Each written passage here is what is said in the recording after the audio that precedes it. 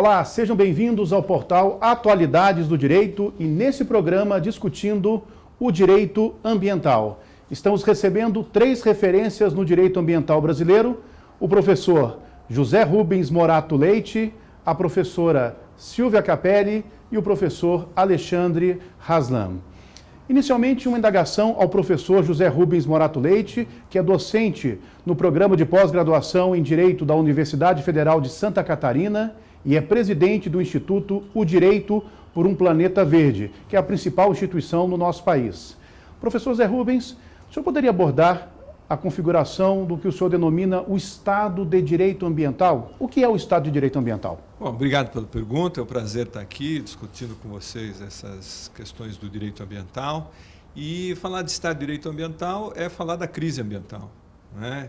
Que justamente a novidade no Estado de Direito Ambiental é discutir com uma linguagem, com uma hermenêutica própria do direito ambiental e ter também um mecanismo de avanço do direito na questão do controle através do direito, né? E o Estado de Direito Ambiental ele vem depois do Estado liberal, depois do Estado social, vamos dizer, um Estado pós-social, em que se discute quais são os novos elementos, quais são os novos princípios, o que é sustentabilidade, né?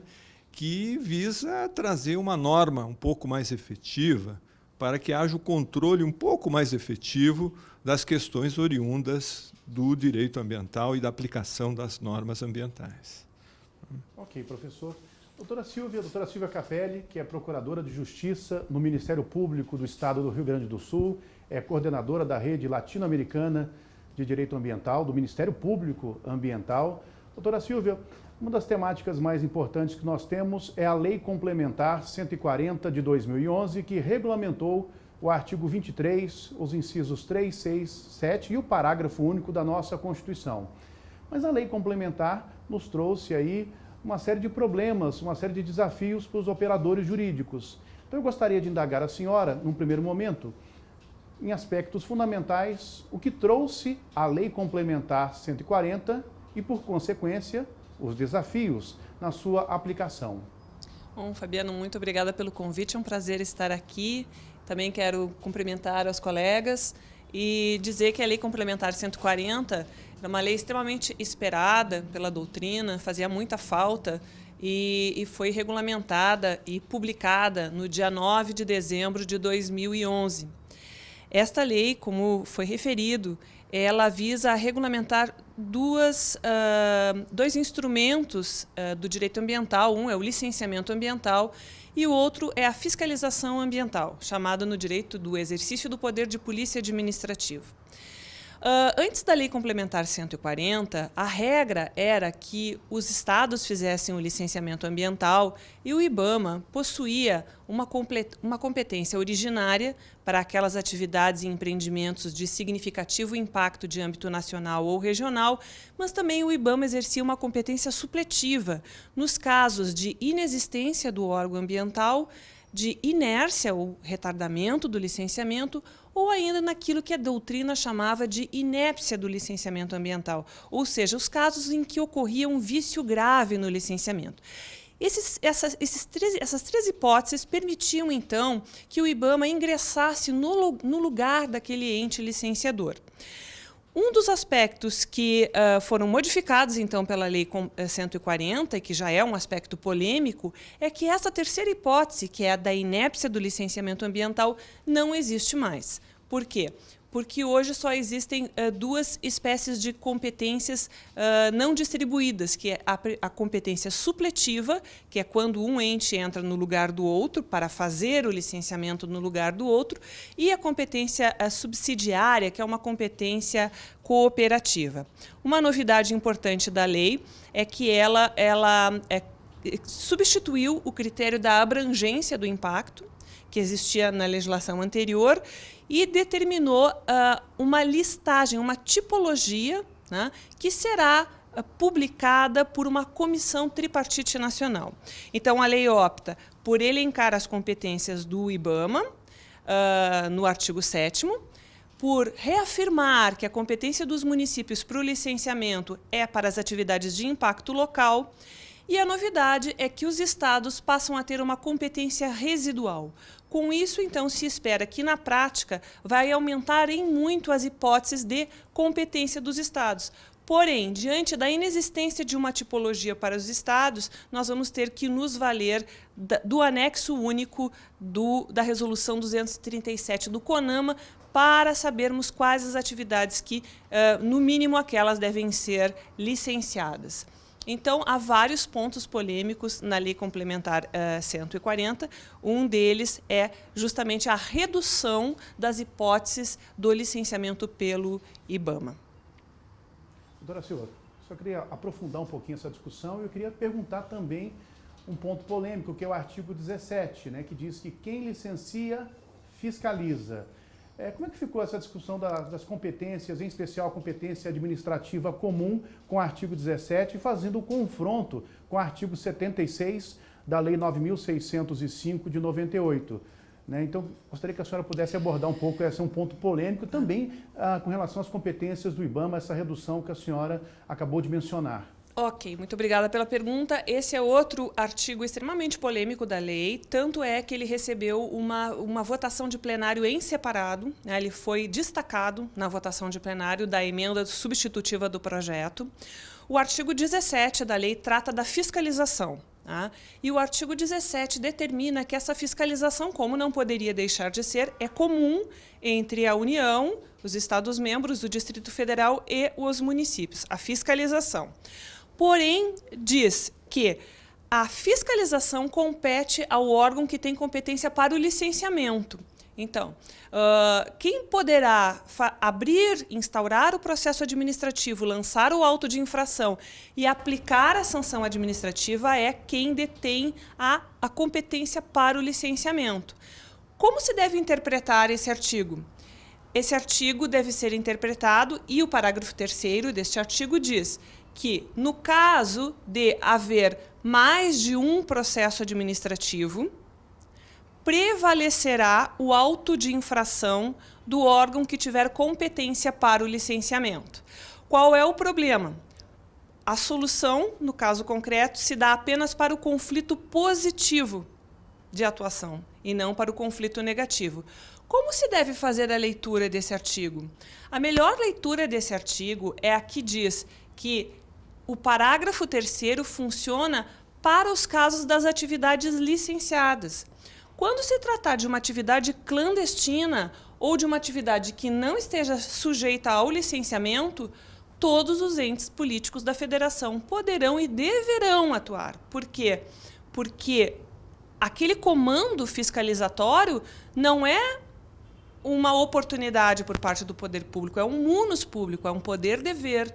Então, esta interpretação hoje está já havendo uma resposta da jurisprudência positiva no sentido de que a competência fiscalizatória é comum e que o parágrafo 3º deve ser lido nessa solução de conflito de que vale o auto de infração de quem tem a competência para o licenciamento apenas nos casos das atividades licenciadas. Nas atividades clandestinas, qualquer um deve atuar por força do próprio artigo 23 da Constituição Federal, que determina a competência comum. Nesse caso, a senhora interpreta, então, que mantém o artigo 76 da Lei de Crimes Ambientais, da substituição da multa aplicada no âmbito federal.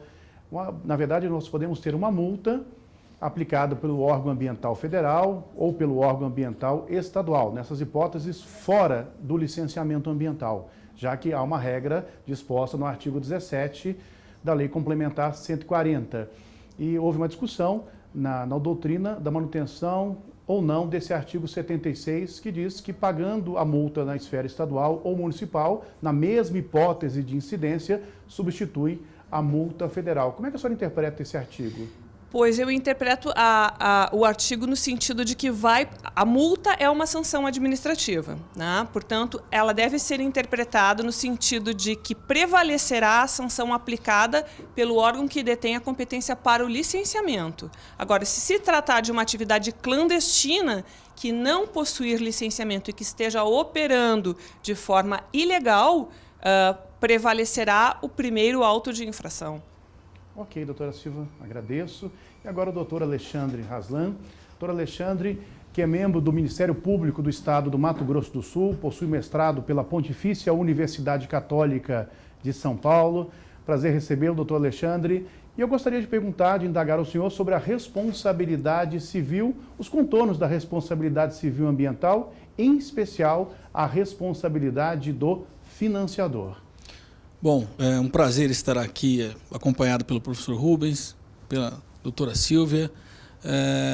A responsabilidade jurídica, em termos gerais, é um desafio para a sociedade, não atual, mas para a sociedade transcendente.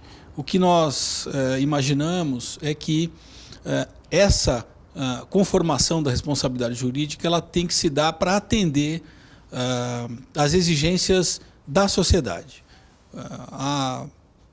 A inclusão do financiador ou das instituições financeiras no rol daqueles possíveis apontados como responsáveis por danos ambientais é uma decorrência lógica e temporal da necessidade desse reequilíbrio econômico-jurídico que a sociedade exige hoje em dia, mas tem que ficar muito claro que o que se pretende com a consideração do financiador no âmbito da responsabilidade jurídica é muito mais um enforcement para a prevenção de eventuais riscos, ameaças ou danos ambientais. Logicamente que a gente não dispensa a possibilidade de atuar repressivamente contra o financiador, mas o foco de ter o financiador como um dos possíveis obrigados à prevenção ambiental é justamente o caráter preventivo. Não se ignora que hoje em dia as grandes obras e a economia toda num país capitalista como o brasileiro depende muito da concessão e do acesso ao crédito. Então, o crédito acaba sendo um bem de produção que ele o acesso ou não a esse bem de produção vai acabar modulando a produção e o consumo e, obviamente, impactando os recursos naturais ou os recursos ambientais. Nós temos grandes obras de infraestrutura, né, que criaram alguma polêmica do ponto de vista ambiental, que acabaram chamando a atenção também para essa responsabilidade socioambiental dos bancos, das instituições financeiras, né? Recentemente, agora, neste ano, o Banco Central editou uma resolução prevendo que as instituições financeiras que pretendam emprestar recursos para obras que impactem socialmente ou ambientalmente, eles precisam ter uma política de responsabilidade social interna do banco, para que eles possam avaliar os impactos sociais e ambientais dos projetos que são postos à concessão do crédito. E, para concluir essa parte inicial, é muito bom dizer que a grande parte, se não a totalidade dos recursos que são emprestados por instituições financeiras públicas ou privadas no Brasil são recursos do Tesouro Nacional. Então, a possibilidade de chamar os bancos à responsabilidade de melhor aferir os projetos que irão financiar é, na verdade, também, além de proteger o meio ambiente, proteger a sociedade, é proteger a própria riqueza financeira nacional. Ok, obrigado, doutor Alexandre. E com os apontamentos iniciais dos professores, encerramos o nosso primeiro bloco, convidando você para que acompanhe o desdobramento dessa discussão. Aguardo vocês no segundo bloco.